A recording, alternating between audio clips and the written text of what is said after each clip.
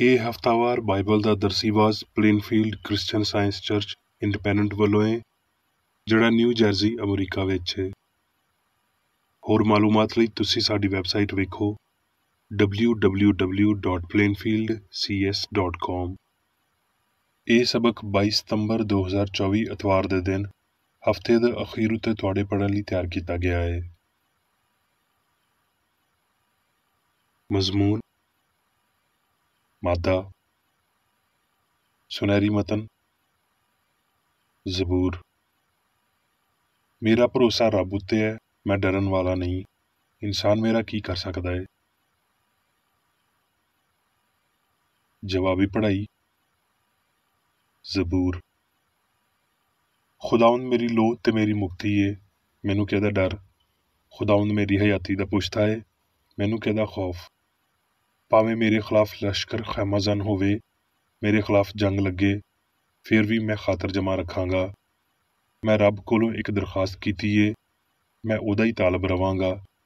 ਮੈਂ ਸਾਰੀ ਉਮਰ ਖੁਦਾਵੰਦ ਦੇ ਘਰ ਵਿੱਚ ਰਵਾਂਗਾ, ਤਾਂ ਜੋ ਖੁਦਾਵੰਦ ਦੇ ਜਲਾਲ ਨੂੰ ਵੇਖਾਂ ਤੇ ਉਹਦੀ ਹੈਕਲ ਵਿੱਚ ਇਸਤਫਸਾਰ ਕਰਿਆ ਕਰਾਂ। ਕਿਉਂ ਜੇ ਮੁਸੀਬਤ ਦੇ ਦਿਨ ਉਹ ਮੈਨੂੰ ਆਪਣੇ ਸ਼ਾਮਿਆਨੇ ਵਿੱਚ ਲੁਕੋ ਕੇ ਰੱਖੇਗਾ, ਉਹ ਮੈਨੂੰ ਆਪਣੇ ਖੈਮੇ ਦੇ ਪਰਦੇ ਵਿੱਚ ਲੁਕਾ ਲਵੇਗਾ, ਉਹ ਮੈਨੂੰ ਚਟਾਨ ਉੱਤੇ ਚੜ੍ਹਾਏਗਾ। ਐ ਖੁਦਾਵੰਦ, ਮੈਨੂੰ ਆਪਣੀ ਰਾਹ ਦੱਸ ਤੇ ਮੇਰੇ ਵੈਰੀਆਂ ਦੇ ਪਾਰੋਂ ਮੈਨੂੰ ਸਿੱਧੀ ਰਾਹ ਉੱਤੇ ਚਲਾ। ਜੇ ਮੈਨੂੰ ਯਕੀਨ ਨਾ ਹੁੰਦਾ ਵੀ ਜਿਉਂਦਿਆਂ ਦੀ ਧਰਤੀ ਵਿੱਚ ਖੁਦਾਵੰਦ ਦੇ ਅਹਿਸਾਨ ਨੂੰ ਵੇਖਾਂਗਾ ਤੇ ਮੈਨੂੰ ਗਸ਼ ਪੈ ਜਾਂਦਾ। ਖੁਦਾਵੰਦ ਦੀ ਆਸ ਰੱਖ, ਮਜ਼ਬੂਤ ਹੋ ਤੇ ਤੇਰਾ ਦਿਲ ਕਵੀ ਹੋਵੇ। ਹਾਂ, ਖੁਦਾਵੰਦ ਦੀ ਹੀ ਆਸ ਰੱਖ। ਦਰਸੀਵਾਜ਼ ਬਾਈਬਲ ਵਿੱਚੋਂ ਯਸਾਇਆ। ਮੈਂ ਖੁਦਾਵੰਦ ਜਿਹੜਾ ਅਵਲ ਤੇ ਆਖਰ ਵਾਂ, ਉਹ ਮੈਂ ਹੀ ਹਾਂ। ਤੂੰ ਨਾ ਡਰ, ਕਿਉਂ ਜੇ ਮੈਂ ਤੇਰੇ ਨਾਲ ਹਾਂ। ਹਰਾਸਾ ਨਾ ਹੋ, ਕਿਉਂ ਜੇ ਮੈਂ ਤੇਰਾ ਰੱਬ ਵਾਂ। ਮੈਂ ਤੈਨੂੰ ਜ਼ੋਰ ਦੇਵਾਂਗਾ, ਮੈਂ ਯਕੀਨਨ ਤੇਰੀ ਮਦਦ ਕਰਾਂਗਾ ਤੇ ਮੈਂ ਆਪਣੀ ਸਦਾਕਤ ਦੇ ਸੱਜੇ ਹੱਥ ਨਾਲ ਤੈਨੂੰ ਸੰਭਾਲਾਂਗਾ। ਵੇਖ, ਉਹ ਸਾਰੇ ਜਿਹੜੇ ਤੇਰੇ ਉੱਤੇ ਗਜ਼ਬਨਾਕ ਨੇ ਪਸ਼ੇਮਾਨ ਤੇ ਰੁਸਵਾ ਹੋਣਗੇ। ਉਹ ਜਿਹੜੇ ਤੇਰੇ ਨਾਲ ਲੜਦੇ ਨੇ ਨਾਚੀਜ਼ ਹੋ ਜਾਣਗੇ ਤੇ ਹਲਾਕ ਹੋਣਗੇ। ਤੂੰ ਆਪਣੇ ਮੁਖਾਲਫਾਂ ਨੂੰ ਲੱਭੇਂਗਾ ਤੇ ਨਾ ਪਾਏਂਗਾ। ਤੇਰੇ ਨਾਲ ਲੜਨ ਵਾਲੇ ਨਾਬੂਦ ਤੇ ਨਾਚੀਜ਼ ਹੋ ਜਾਣਗੇ। ਕਿਉਂ ਜੇ ਮੈਂ ਤੇਰਾ ਖੁਦਾਵੰਦ ਰੱਬ ਤੇਰਾ ਸੱਜਾ ਹੱਥ ਫੜ ਕੇ ਆਖਾਂਗਾ, ਨਾ ਡਰ, ਮੈਂ ਤੇਰੀ ਮਦਦ ਕਰਾਂਗਾ। ਜ਼ਬੂਰ। ਜਿਸ ਵੇਲੇ ਮੈਨੂੰ ਡਰ ਲੱਗੇਗਾ, ਮੈਂ ਤੇਰੇ ਉੱਤੇ ਭਰੋਸਾ ਕਰਾਂਗਾ। ਮੇਰਾ ਫਖਰ ਰੱਬ ਉੱਤੇ ਹੈ ਤੇ ਉਹਦੇ ਕਲਾਮ ਉੱਤੇ ਹੈ। ਮੇਰਾ ਭਰੋਸਾ ਰੱਬ ਉੱਤੇ ਹੈ, ਮੈਂ ਡਰਨ ਵਾਲਾ ਨਹੀਂ। ਬਸ਼ਰ ਮੇਰਾ ਕੀ ਕਰ ਸਕਦਾ ਹੈ? ਤਵਾਰੀਖ। ਸ਼ਾਹੇ ਅਸੂਰ ਸਖੀਰਬ ਚੜ੍ਹ ਆਇਆ ਤੇ ਯਹੂਦਾ ਵਿੱਚ ਦਾਖਲ ਹੋਇਆ ਤੇ ਫਸੀਲਦਾਰ ਸ਼ਹਿਰਾਂ ਦੇ ਮੁਕਾਬਲੇ ਵਿੱਚ ਖੈਮਾ ਲਾਇਆ ਤੇ ਉਹਨਾਂ ਨੂੰ ਆਪਣੇ ਕਬਜ਼ੇ ਵਿੱਚ ਕਰਨ ਦੀ ਕੋਸ਼ਿਸ਼ ਕੀਤੀ। ਜਦ ਹਿਜ਼ਕੀਆ ਨੇ ਵੇਖਿਆ ਵੀ ਸਖੀਰਬ ਆਇਆ ਏ ਤੇ ਉਹਦਾ ਇਰਾਦਾ ਯਰੂਸ਼ਲਮ ਨਾਲ ਲੜਨ ਦਾ ਏ, ਤੇ ਉਹਨੇ ਆਪਣੇ ਸਰਦਾਰਾਂ ਤੇ ਬਹਾਦਰਾਂ ਨਾਲ ਸਲਾਹ ਕੀਤੀ ਵੀ ਉਹਨਾਂ ਚਸ਼ਮਿਆਂ ਦੇ ਪਾਣੀ ਨੂੰ ਜਿਹੜੇ ਸ਼ਹਿਰੋਂ ਬਾਹਰ ਸੀ ਬੰਦ ਕਰ ਦੇਵੇ, ਤੇ ਉਹਨਾਂ ਨੇ ਉਹਦੀ ਮਦਦ ਕੀਤੀ। ਤੇ ਉਹਨੇ ਲੋਕਾਂ ਉੱਤੇ ਸਰੇ ਲਸ਼ਕਰ ਠਹਿਰਾਏ ਤੇ ਸ਼ਹਿਰ ਦੇ ਫਾਟਕ ਦੇ ਮੈਦਾਨ ਵਿੱਚ ਉਹਨਾਂ ਨੂੰ ਆਪਣੇ ਕੋਲ ਜਮ੍ਹਾਂ ਕੀਤਾ ਤੇ ਉਹਨਾਂ ਨਾਲ ਹਿੰਮਤ ਵਾਲੀਆਂ ਗੱਲਾਂ ਕੀਤੀਆਂ ਤੇ ਆਖਿਆ, ਹਿੰਮਤ ਕਰੋ ਤੇ ਹੌਸਲਾ ਰੱਖੋ ਤੇ ਅਸੂਰ ਦੇ ਬਾਦਸ਼ਾਹ ਤੇ ਉਹਦੇ ਨਾਲ ਦੇ ਸਾਰੇ ਜੱਥੇ ਦੇ ਪਾਰੋਂ ਨਾ ਡਰੋ ਤੇ ਨਾ ਹਰਾਸਾਂ ਹੋਵੋ। ਕਿਉਂ ਜੇ ਉਹ ਜਿਹੜਾ ਸਾਡੇ ਨਾਲ ਏ, ਉਹਦੇ ਤੋਂ ਵੱਡਾ ਏ ਜਿਹੜਾ ਉਹਦੇ ਨਾਲ ਏ। ਉਹਦੇ ਨਾਲ ਬੰਦੇ ਦਾ ਹੱਥ ਏ, ਪਰ ਸਾਡੇ ਨਾਲ ਖੁਦਾਵੰਦ ਸਾਡਾ ਰੱਬ ਏ ਵੀ ਸਾਡੀ ਮਦਦ ਕਰੇ ਤੇ ਸਾਡੀਆਂ ਲੜਾਈਆਂ ਲੜੇ। ਇਸ ਤਰ੍ਹਾਂ ਲੋਕਾਂ ਨੇ ਯਹੂਦਾ ਦੇ ਬਾਦਸ਼ਾਹ ਹਿਜ਼ਕੀਆ ਦੀਆਂ ਗੱਲਾਂ ਨੂੰ ਮੰਨਿਆ। ਸਖੀਰਬ ਬਾਦਸ਼ਾਹ ਇਹ ਆਖਦਾ ਏ ਭਈ ਤੁਹਾਡਾ ਕਿਹਦੇ ਉੱਤੇ ਭਰੋਸਾ ਏ ਭਈ ਤੁਸੀਂ ਯਰੂਸ਼ਲਮ ਵਿੱਚ ਮੁਹਾਸਰੇ ਨੂੰ ਸਹਿ ਰਹੇ ਹੋ? ਤੇ ਉਹਦੇ ਨੌਕਰਾਂ ਨੇ ਖੁਦਾਵੰਦ ਦੇ ਖਿਲਾਫ ਤੇ ਉਹਦੇ ਬੰਦੇ ਹਿਜ਼ਕੀਆ ਦੇ ਖਿਲਾਫ ਹੋਰ ਬਹੁਤ ਸਾਰੀਆਂ ਗੱਲਾਂ ਆਖੀਆਂ ਤੇ ਉਹਨਾਂ ਨੇ ਬੜੀ ਆਵਾਜ਼ ਨਾਲ ਚਿল্ਲਾ ਕੇ ਯਹੂਦੀਆਂ ਦੀ ਬੋਲੀ ਵਿੱਚ ਯਰੂਸ਼ਲਮ ਦੇ ਲੋਕਾਂ ਨੂੰ ਜਿਹੜੇ ਕੰਧ ਉੱਤੇ ਸੀ ਇਹ ਗੱਲਾਂ ਆਖ ਸੁਣਾਈਆਂ, ਤਾਂ ਜੋ ਉਹਨਾਂ ਨੂੰ ਡਰਾਉਣ ਤੇ ਪਰੇਸ਼ਾਨ ਕਰਨ ਤੇ ਸ਼ਹਿਰ ਨੂੰ ਲੈ ਲੈਣ। ਇਸੇ ਪਾਰੋਂ ਹਿਜ਼ਕੀਆ ਬਾਦਸ਼ਾਹ ਤੇ ਆਮੂਸ ਦੇ ਪੁੱਤਰ ਯਸਾਇਆ ਨਬੀ ਨੇ ਦੁਆ ਕੀਤੀ ਤੇ ਅਸਮਾਨ ਵੱਲ ਚੱਲਾਏ ਤੇ ਖੁਦਾਵੰਦ ਨੇ ਇੱਕ ਫਰਿਸ਼ਤੇ ਨੂੰ ਘੱਲਿਆ ਜਿਹਨੇ ਅਸੂਰ ਦੇ ਬਾਦਸ਼ਾਹ ਦੇ ਲਸ਼ਕਰ ਵਿੱਚ ਸਾਰੇ ਸੂਰਮਾਵਾਂ ਤੇ ਪੇਸ਼ਵਾਵਾਂ ਤੇ ਸਰਦਾਰਾਂ ਨੂੰ ਮਾਰ ਸੁੱਟਿਆ। ਇਸ ਤਰ੍ਹਾਂ ਉਹ ਸ਼ਰਮਿੰਦਾ ਹੋ ਕੇ ਆਪਣੇ ਸ਼ਹਿਰ ਨੂੰ ਪਰਤਿਆ।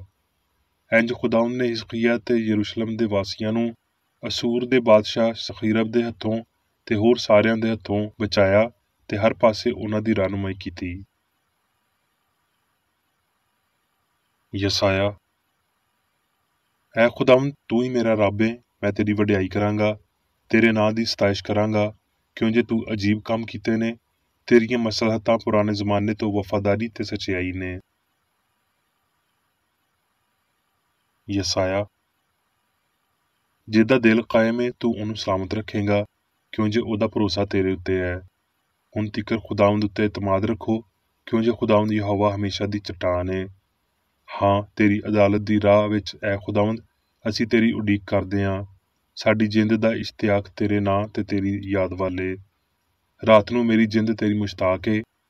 ਹਾਂ, ਮੇਰੀ ਰੂਹ ਤੇਰੀ ਜੁਸਤਜੂ ਵਿੱਚ ਲੱਗੀ ਰਵੇਗੀ, ਕਿਉਂ ਜੇ ਜਦ ਤੇਰੀ ਅਦਾਲਤ ਧਰਤੀ ਉੱਤੇ ਜਾਰੀ ਏ ਤੇ ਜੱਗ ਦੇ ਵਾਸੀ ਸੱਚਾਈ ਸਿੱਖਣਗੇ। ਐ ਖੁਦਾਵੰਦ, ਤੂੰ ਹੀ ਸਾਨੂੰ ਰਾਸਤੀ ਦੇਵੇਂਗਾ, ਕਿਉਂ ਜੇ ਤੂੰ ਹੀ ਸਾਡੇ ਸਾਰੇ ਕੰਮਾਂ ਨੂੰ ਸਾਡੇ ਲਈ ਪੂਰਾ ਕਰਦਾ ਏ। ਐ ਖੁਦਾਵੰਦ ਸਾਡੇ ਰੱਬ, ਤੇਰੇ ਇਲਾਵਾ ਦੂਜੇ ਹਾਕਮਾਂ ਨੇ ਸਾਡੇ ਉੱਤੇ ਹਕੂਮਤ ਕੀਤੀ ਏ, ਪਰ ਤੇਰੀ ਮਦਦ ਨਾਲ ਅਸੀਂ ਬਸ ਤੇਰਾ ਹੀ ਨਾਂ ਲਵਾਂਗੇ। ਮਰਕਸ। ਯਿਸੂ ਮਸੀਹ ਰੱਬ ਦੇ ਪੁੱਤਰ ਦੀ ਖੁਸ਼ਖਬਰੀ ਦਾ ਸ਼ੁਰੂ। ਸੁਬਹ ਹੀ ਦਿਨ ਚੜ੍ਹਦਿਆਂ ਬਹੁਤ ਪਹਿਲਾਂ ਉਹ ਉੱਠ ਕੇ ਇੱਕ ਵੀਰਾਨ ਥਾਂ ਵੱਲ ਚਲਾ ਗਿਆ ਤੇ ਉੱਥੇ ਦੁਆ ਕੀਤੀ, ਤੇ ਸ਼ਮਊਨ ਤੇ ਉਹਦੇ ਸਾਥੀ ਮਗਰ ਗਏ। ਤੇ ਜਦ ਉਹ ਮਿਲਿਆ ਤੇ ਉਹਨੂੰ ਆਖਿਆ ਵੀ ਸਾਰੇ ਲੋਕੀ ਤੈਨੂੰ ਲੱਭ ਰਹੇ ਨੇ। ਉਹਨੇ ਆਖਿਆ, ਆਓ ਅਸੀਂ ਆਲ ਦੁਆਲ ਦੇ ਕਿਤੇ ਹੋਰ ਸ਼ਹਿਰਾਂ ਵਿੱਚ ਜਾਈਏ, ਤਾਂ ਜੋ ਮੈਂ ਉੱਥੇ ਵੀ ਮੁਨਾਦੀ ਕਰਾਂ, ਕਿਉਂ ਜੇ ਮੈਂ ਇਸੇ ਲਈ ਨਿਕਲਿਆ ਵਾਂ। ਤੇ ਉਹ ਸਾਰੇ ਗਲੀਲ ਵਿੱਚ ਉਹਨਾਂ ਦੇ ਇਬਾਦਤਖਾਨਿਆਂ ਵਿੱਚ ਜਾ ਜਾ ਕੇ ਮੁਨਾਦੀ ਕਰਦਾ ਤੇ ਬਦਰੂਆਂ ਨੂੰ ਕੱਢਦਾ ਰਿਹਾ।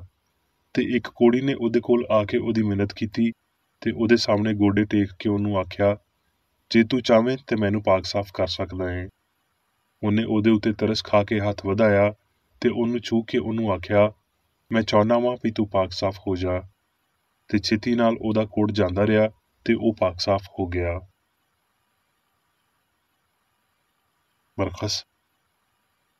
ਤੇ ਲੋਕੀ ਇੱਕ ਮਫਲੂਜ ਨੂੰ 4 ਬੰਦਿਆਂ ਤੋਂ ਚੁਕਵਾ ਕੇ ਉਹਦੇ ਕੋਲ ਲਿਆਏ, ਪਰ ਜਦ ਉਹ ਜੱਥੇ ਦੇ ਪਾਰੋਂ ਉਹਦੇ ਕੋਲ ਨਾ ਆ ਸਕੇ ਤੇ ਉਹਨਾਂ ਨੇ ਉਸ ਛੱਤ ਨੂੰ ਜਿੱਥੇ ਉਹ ਹੈ ਸੀ ਖੋਲ ਦਿੱਤਾ ਤੇ ਉਹਨੂੰ ਅਧੇੜ ਕੇ ਉਹਦੀ ਮੰਜੀ ਨੂੰ, ਜਿਹਦੇ ਉੱਤੇ ਮਫਲੂਜ ਲੰਮਾ ਪਿਆ ਸੀ, ਲਮਕਾ ਦਿੱਤਾ। ਯਿਸੂ ਨੇ ਉਹਨਾਂ ਦਾ ਈਮਾਨ ਵੇਖ ਕੇ ਮਫਲੂਜ ਨੂੰ ਆਖਿਆ, ਪੁੱਤਰ, ਤੇਰੇ ਪਾਪ ਮਾਫ਼ ਹੋਏ। ਮੈਂ ਤੈਨੂੰ ਆਖਦਾ ਵਾਂ, ਉੱਠ, ਆਪਣੀ ਮੰਜੀ ਚੁੱਕ ਕੇ ਆਪਣੇ ਘਰ ਟੁਰ ਜਾ। ਤੇ ਉਹ ਉੱਠਿਆ ਤੇ ਛੇਤੀ ਨਾਲ ਆਪਣੀ ਮੰਜੀ ਚੁੱਕ ਕੇ ਉਹਨਾਂ ਸਾਰਿਆਂ ਦੇ ਸਾਹਮਣੇ ਬਾਹਰ ਟੁਰ ਗਿਆ। ਇਸ ਲਈ ਉਹ ਸਾਰੇ ਹੈਰਾਨ ਹੋ ਗਏ ਤੇ ਰੱਬ ਦੀ ਵਡਿਆਈ ਕਰਕੇ ਆਖਣ ਲੱਗੇ ਵੀ ਅਸੀਂ ਇੰਜ ਹੁੰਦਾ ਕਦੀ ਨਹੀਂ ਵੇਖਿਆ ਸੀ।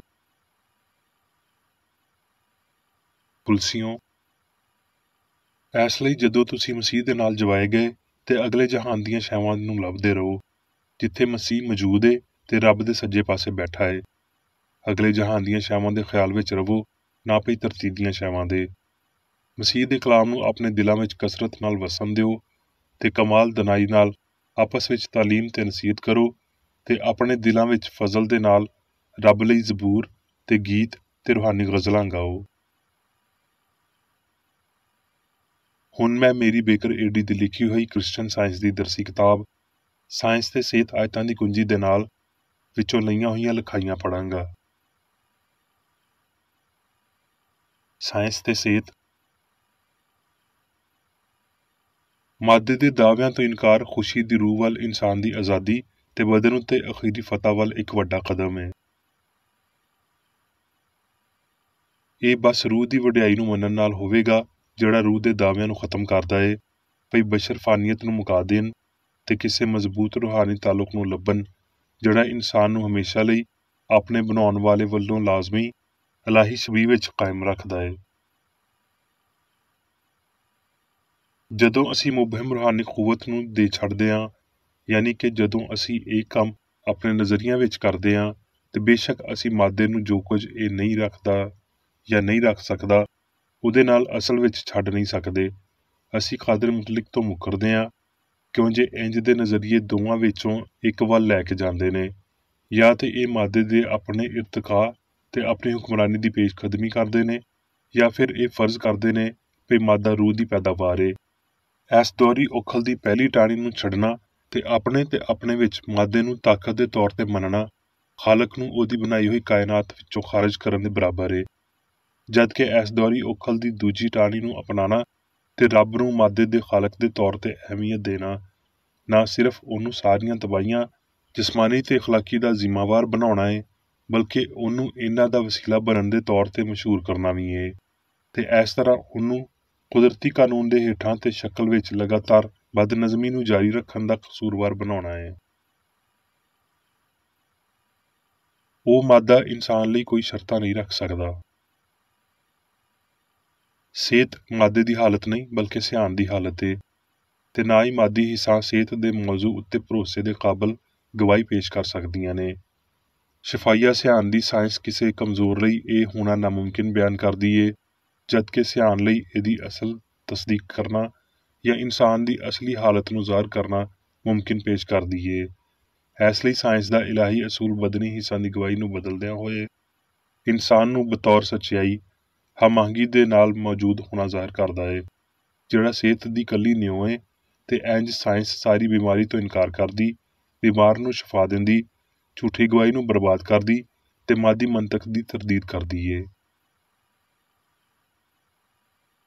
ਡਾਕਟਰਾਂ ਨੂੰ ਆਪਣੇ ਮਰੀਜ਼ਾਂ ਦੇ ਜ਼ਿਹਨਾਂ ਵਿੱਚ ਬਿਮਾਰੀ ਪਾਣੀ ਨਹੀਂ ਚਾਹੀਦੀ, ਜਿਵੇਂ ਭਈ ਉਹ ਅਕਸਰ ਕਰਦੇ ਨੇ, ਇਹ ਆਖਦਿਆਂ ਹੋਏ ਭਈ ਫਲਾਂ ਬਿਮਾਰੀ ਇੱਕ ਪੱਕੀ ਅਸਲੀਅਤ ਏ, ਹਾਲਾਂਕਿ ਇਹਦੇ ਤੋਂ ਵੀ ਪਹਿਲਾਂ ਕਿ ਉਹ ਉਸ ਮਾਦੀ ਯਕੀਨ ਦੇ ਰਾਹੀਂ ਬਿਮਾਰੀ ਦਾ ਇਲਾਜ ਕਰਨ ਦੀ ਕੋਸ਼ਿਸ਼ ਕਰਨ ਜਿਹਦਾ ਉਹ ਹੌਸਲਾ ਵਧਾ ਰਹੇ ਹੁੰਦੇ ਨੇ। ਖਿਆਲਾਂ ਨੂੰ ਡਰ ਨਾਲ ਸਜਾਉਣ ਦੀ ਬਜਾਏ ਉਹਨਾਂ ਨੂੰ ਉਸ ਇਲਾਹੀ ਮੁਹੱਬਤ ਦੇ ਅਸਰ ਦੇ ਪਾਰੋਂ ਜਿਹੜਾ ਖੌਫ ਨੂੰ ਦੂਰ ਕਰਦਾ ਏ, ਮਾਦੀ ਸਿਆਣ ਦੇ ਹੰਗਾਮਾ ਖੇਜ਼ ਅਨਸਰ ਨੂੰ ਠੀਕ ਕਰਨ ਦੀ ਕੋਸ਼ਿਸ਼ ਕਰਨੀ ਚਾਹੀਦੀ ਏ। ਸੋਜ ਘੱਟ ਕਰਨ ਜਾਂ ਰਸੌਲੀ ਨੂੰ ਖਤਮ ਕਰਨ ਜਾਂ ਬਦਨੀ ਬਿਮਾਰੀ ਦਾ ਇਲਾਜ ਕਰਨ ਲਈ ਮੈਂ ਦੂਜੇ ਸਾਰੇ ਨਿੱਕੇ ਇਲਾਜਾਂ ਦੀ ਨਿਸਬਤ ਇਲਾਹੀ ਸੱਚਾਈ ਨੂੰ ਬਹੁਤਾ ਤਾਕਤਵਰ ਪਾਇਆ ਏ ਤੇ ਕਿਉਂ ਨਹੀਂ, ਜਦ ਕਿ ਸਿਆਣ ਯਾਨੀ ਰੱਬ ਹੀ ਸਾਰੀ ਵਜੂਦੀਅਤ ਦਾ ਮੰਬਾ ਤੇ ਲਾਜ਼ਮੀ ਸ਼ਰਤ ਏ। ਕਿਸੇ ਬੰਦੇ ਨੂੰ ਇਹ ਫੈਸਲਾ ਕਰਨ ਤੋਂ ਪਹਿਲਾਂ ਭਈ ਬਦਨ ਯਾਨੀ ਮਾਦਾ ਖਰਾਬ ਹੋ ਗਿਆ ਏ, ਉਹਨੂੰ ਪੁੱਛਣਾ ਚਾਹੀਦਾ ਏ, ਤੂੰ ਕੌਣ ਏ ਜਿਹੜਾ ਰੱਬ ਦੇ ਸਾਹਮਣੇ ਜਵਾਬ ਦੇਣਾ ਏ। ਆਓ ਹੱਡੀਆਂ ਦੇ ਦੋ ਇੱਕੋ ਜਿਹੇ ਕੇਸ ਫਰਜ਼ ਕਰੀਏ। ਦੋਵੇਂ ਕੇਸ ਇੱਕੋ ਜਿਹੀਆਂ ਅਲਾਮਤਾਂ ਦੇ ਰਾਹੀਂ ਪੈਦਾ ਹੋਏ ਤੇ ਪੇਸ਼ ਹੋਏ। ਇੱਕ ਕੇਸ ਵਿੱਚ ਇੱਕ ਸਰਜਨ ਨੂੰ ਕੰਮ ਦਿੱਤਾ ਗਿਆ ਤੇ ਦੂਜੇ ਕੇਸ ਵਿੱਚ ਕ੍ਰਿਸਚਨ ਸਾਇੰਸਦਾਨ ਨੂੰ। ਸਰਜਨ ਇਹ ਮੰਨਦਿਆਂ ਹੋਏ ਭਈ ਮਾਦਾ ਆਪਣੇ ਆਪ ਦੀਆਂ ਸ਼ਰਤਾਂ ਬਣਾਉਂਦਾ ਏ, ਇੱਕ ਖਾਸ ਵੇਲੇ ਉੱਤੇ ਆ ਕੇ ਉਹਨਾਂ ਨੂੰ ਨੁਕਸਾਨਦੇਹ ਕਰਾਰ ਦਿੰਦਾ ਏ ਤੇ ਜ਼ਖਮ ਦੇ ਹਤਮੀ ਨਤੀਜੇ ਦੇ ਤੌਰ ਤੇ ਖਦਸ਼ੇ ਤੇ ਸ਼ੱਕ ਦੀ ਹੌਸਲਾ ਅਫਜ਼ਾਈ ਕਰਦਾ ਏ। ਆਪਣੇ ਆਪ ਦੇ ਹੱਥਾਂ ਵਿੱਚ ਹੁਕਮਰਾਨੀ ਦੀਆਂ ਲਗਾਮਾਂ ਨਾ ਫੜਦਿਆਂ ਹੋਏ ਉਹ ਮੰਨਦਾ ਏ ਭਈ ਸਿਆਣ ਤੋਂ ਬਹੁਤੀ ਤਾਕਤਵਰ ਕੋਈ ਸ਼ੈ ਯਾਨੀ ਮਾਦਾ ਇਸ ਕੇਸ ਉੱਤੇ ਹਾਕਮ ਏ। ਇਸ ਲਈ ਉਹਦਾ ਇਲਾਜ ਆਰਜ਼ੀ ਹੁੰਦਾ ਏ। ਇਹ ਜ਼ਿਹਨੀ ਕੈਫੀਅਤ ਹਾਰ ਨੂੰ ਦਾਵਤ ਦਿੰਦੀ ਏ। ਇਹ ਯਕੀਨ ਭਈ ਉਹਦਾ ਸਾਹਮਣਾ ਆਪਣੇ ਹਾਕਮ ਨਾਲ ਏ ਤੇ ਉਹ ਹੱਡੀ ਦਾ ਇਲਾਜ ਕਰਨ ਦੇ ਕਾਬਲ ਨਹੀਂ ਏ, ਉਹਦੇ ਖੌਫ ਨੂੰ ਵਧਾ ਦਿੰਦਾ ਏ। ਪਰ ਇਸ ਯਕੀਨ ਨੂੰ ਜ਼ੁਬਾਨੀ ਜਾਂ ਕਿਸੇ ਵੀ ਤਰ੍ਹਾਂ ਮਰੀਜ਼ ਤੀਕਰ ਨਹੀਂ ਅਪਣਾਉਣਾ ਚਾਹੀਦਾ, ਕਿਉਂਜੇ ਇਹ ਡਰ ਚੰਗੇ ਨਤੀਜੇ ਦੇ ਰੁਝਾਨ ਨੂੰ ਘੱਟ ਕਰ ਦਿੰਦਾ ਏ। ਯਾਦ ਰੱਖੋ ਭਈ ਕਈ ਵਾਰੀ ਇੱਕ ਨਾ ਜ਼ਾਹਰ ਕੀਤਾ ਹੋਇਆ ਯਕੀਨ ਕਿਸੇ ਹਸਾਸ ਮਰੀਜ਼ ਉੱਤੇ ਜ਼ਾਹਰ ਕੀਤੇ ਹੋਏ ਯਕੀਨ ਦੇ ਮੁਕਾਬਲੇ ਵਿੱਚ ਬਹੁਤਾ ਅਸਰ ਕਰਦਾ ਏ। ਕ੍ਰਿਸਚਨ ਸਾਇੰਸਦਾਨ ਸਾਇੰਸੀ ਤੌਰ ਤੇ ਇਹ ਸਮਝਦਿਆਂ ਹੋਏ ਭਈ ਸਭ ਕੁਝ ਸਿਆਣ ਏ, ਗਲਤੀ ਨੂੰ ਬਰਬਾਦ ਕਰਨ ਲਈ ਜ਼ਿਹਨੀ ਵਜ੍ਹਾ ਸੱਚਾਈ ਦੀ ਹਸਤੀ ਦੇ ਨਾਲ ਸ਼ੁਰੂ ਕਰਦਾ ਏ। ਇਨਸਾਨੀ ਨਿਜ਼ਾਮ ਦੇ ਹਰ ਹਿੱਸੇ ਤਿੱਕਰ ਅਪੜਦਿਆਂ ਹੋਏ ਇਹ ਇਸਲਾਹ ਇੱਕ ਮੁਤਬਾਦਲ ਏ। ਕਲਾਮ ਦੇ ਮੁਤਾਬਕ ਇਹ ਹੱਡੀਆਂ ਤੇ ਗੂਦੇ ਤਿੱਕਰ ਅਪੜਦਾ ਏ ਤੇ ਇਨਸਾਨ ਦੀ ਹਮਾਹੰਗੀ ਨੂੰ ਬਹਾਲ ਕਰਦਾ ਏ।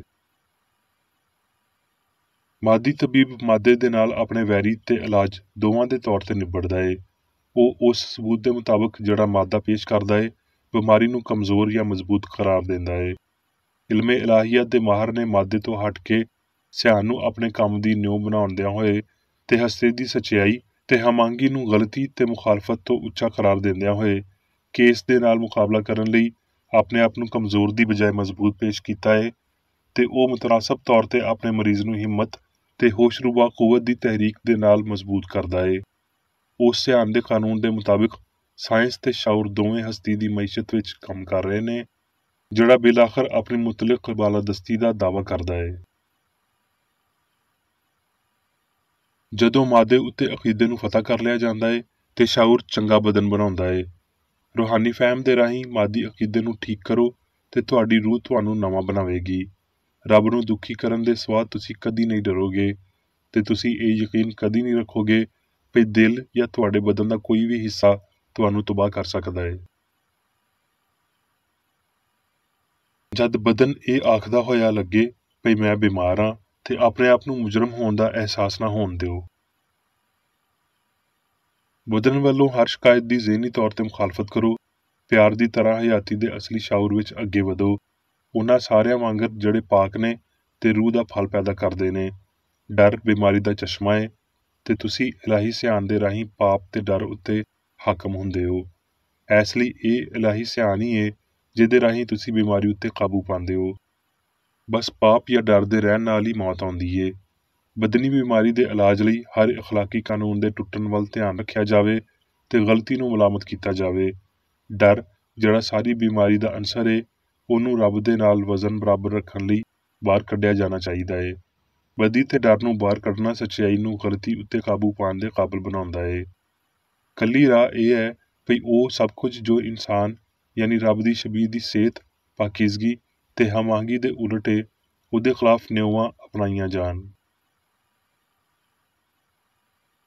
ਬਿਮਾਰੀ ਵਿੱਚ ਪੁਰਸਕੂਨ ਰਹਿਣਾ ਚੰਗਾ ਏ, ਪੁਰ ਉਮੀਦ ਹੋਣਾ ਚੰਗਾ ਏ, ਪਰ ਇਹ ਸਮਝਣਾ ਭਈ ਬਿਮਾਰੀ ਅਸਲੀ ਨਹੀਂ ਏ ਤੇ ਇਹ ਭਈ ਸੱਚਾਈ ਇਹਦੀ ਨਜ਼ਰ ਆਉਣ ਵਾਲੀ ਅਸਲੀਅਤ ਨੂੰ ਬਰਬਾਦ ਕਰ ਸਕਦੀ ਏ ਸਭ ਤੋਂ ਬਹੁਤਾ ਚੰਗਾ ਏ, ਕਿਉਂ ਜੇ ਇਹ ਸਮਝ ਆਲਮਗੀਰ ਤੇ ਕਾਮਲ ਇਲਾਜ ਏ। ਜਿੰਨਾ ਬਹੁਤਾ ਅਕੀਦਾ ਮਾਦੀ ਹੋਵੇਗਾ ਓਨੀ ਹੀ ਵਾਜ਼ਿਆ ਇਹਦੀ ਗਲਤੀ ਹੋਵੇਗੀ। ਜਦੋਂ ਤੀਕਰ ਭਈ ਇਲਾਹੀ ਰੂਹ ਆਪਣੀ ਸਲਤਨਤ ਵਿੱਚ ਆਲਾ ਤਰੀਨ ਸਾਰੇ ਮਾਦੇ ਉੱਤੇ ਗਾਲਬ ਨਹੀਂ ਆਉਂਦੀ ਤੇ ਇਨਸਾਨੀ ਰੂਹ ਦੀ ਸ਼ਬੀਹ ਆਪਣੀ ਅਸਲੀ ਹਸਤੀ ਵਿੱਚ ਨਹੀਂ ਪਾਈ ਜਾਂਦੀ। ਹੁਣ ਮੈਂ ਮੇਰੀ ਬੇਕਰ ਏਡੀ ਵੱਲੋਂ ਚਰਚ ਮੈਨੂਅਲ ਵਿੱਚ ਦਿੱਤੇ ਹੋਏ ਰੋਜ਼ਾਨਾ ਦੇ 3 ਫਰਜ਼ ਪੜਾਂਗਾ। ਰੋਜ਼ਾਨਾ ਦੀ ਦੁਆ। ਇਸ ਚਰਚ ਦੇ ਹਰ ਰੁਕਨ ਦਾ ਇਹ ਫਰਜ਼ ਏ ਭਈ ਉਹ ਹਰ ਰੋਜ਼ ਇਹ ਦੁਆ ਕਰੇ, ਤੇਰੀ ਬਾਦਸ਼ਾਹੀ ਆਵੇ, ਇਲਾਹੀ ਸੱਚਾਈ ਹਯਾਤੀ ਤੇ ਪਿਆਰ ਦੀ ਸਲਤਨਤ ਮੇਰੇ ਅੰਦਰ ਕਾਇਮ ਹੋਵੇ ਤੇ ਸਾਰੇ ਪਾਪ ਮੈਂ ਤੋਂ ਨਿਕਲ ਜਾਣ ਤੇ ਤੇਰਾ ਕਲਾਮ ਸਾਰੇ ਇਨਸਾਨਾਂ ਦੇ ਪਿਆਰ ਨੂੰ ਵਧਾਵੇ ਤੇ ਉਹਨਾਂ ਉੱਤੇ ਹਕੂਮਤ ਕਰੇ। ਮਕਸਦਾਂ ਤੇ ਕੰਮਾਂ ਦਾ ਇੱਕ ਅਸੂਲ। ਨਾ ਕੋਈ ਮੁਖਾਲਫਤ ਤੇ ਨਾ ਕੋਈ ਜ਼ਾਤੀ ਤਾਲੁਕ ਮਾਦਰੀ ਚਰਚ ਦੇ ਕਿਸੇ ਰੁਕਨ ਦੇ ਮਕਸਦਾਂ ਜਾਂ ਕੰਮਾਂ ਉੱਤੇ ਅਸਰ ਕਰਨੇ ਚਾਹੀਦੇ। ਸਾਇੰਸ ਵਿੱਚ ਬਸ ਇਲਾਹੀ ਪਿਆਰੀ ਹਕੂਮਤ ਕਰਦੀ ਏ ਤੇ ਇੱਕ ਮਸੀਹੀ ਸਾਇੰਸਦਾਨ ਪਾਪ ਨੂੰ ਰੱਦ ਕਰਦਿਆਂ ਹੋਏ ਸੁੱਚੀ ਭਰਾਬੰਦੀ, ਖੈਰਾਤ ਪਸੰਦੀ ਤੇ ਮਾਫੀ ਨਾਲ ਪਿਆਰ ਦੀਆਂ ਮਿੱਠੀਆਂ ਸਚਾਈਆਂ ਦਾ ਪਰਛਾਵਾਂ ਬਣਦਾ ਏ। ਇਸ ਚਰਚ ਦੇ ਸਾਰੇ ਰੁਕਨਾਂ ਨੂੰ ਸਾਰੇ ਪਾਪਾਂ ਤੋਂ, ਗਲਤ ਤਰ੍ਹਾਂ ਦੀਆਂ ਪੇਸ਼ਨਗੋਈਆਂ, ਮੁਨਸਫੀਆਂ, ਮੁਜ਼ਮਤਾਂ, ਸਲਾਵਾਂ, ਗਲਤ ਅਸਰਾਂ ਨੂੰ ਲੈਣ ਤੇ ਗਲਤ ਅਸਰ ਦੇਣ ਤੋਂ ਆਜ਼ਾਦ ਰਹਿਣ ਲਈ ਹਰ ਰੋਜ਼ ਖਿਆਲ ਰੱਖਣਾ ਚਾਹੀਦਾ ਏ ਤੇ ਦੁਆ ਕਰਨੀ ਚਾਹੀਦੀ ਏ। ਫਰਜ਼ ਲਈ ਚੁਸਤੀ। ਇਸ ਚਰਚ ਦੇ ਹਰ ਰੁਕਨ ਦਾ ਇਹ ਫਰਜ਼ ਏ ਭਈ ਉਹ ਹਰ ਰੋਜ਼ ਜਾਰਹਾਨਾ ਜ਼ਹਿਨੀ ਸਲਾਵਾਂ ਦੇ ਖਿਲਾਫ ਆਪਣੇ ਆਪ ਨੂੰ ਤਿਆਰ ਰੱਖੇ ਤੇ ਰੱਬ, ਆਪਣੇ ਕਾਇਦ ਤੇ ਇਨਸਾਨਾਂ ਲਈ ਆਪਣੇ ਫਰਜ਼ਾਂ ਨੂੰ ਨਾ ਕਦੀ ਭੁੱਲੇ ਤੇ ਨਾ ਕਦੀ ਨਜ਼ਰਅੰਦਾਜ਼ ਕਰੇ। ਉਹਦੇ ਕੰਮਾਂ ਦੇ ਰਾਹੀਂ ਉਹਦਾ ਇਨਸਾਫ ਹੋਵੇਗਾ, ਉਹ ਬੇਕਸੂਰ ਜਾਂ ਕਸੂਰਵਾਰ ਹੋਵੇਗਾ।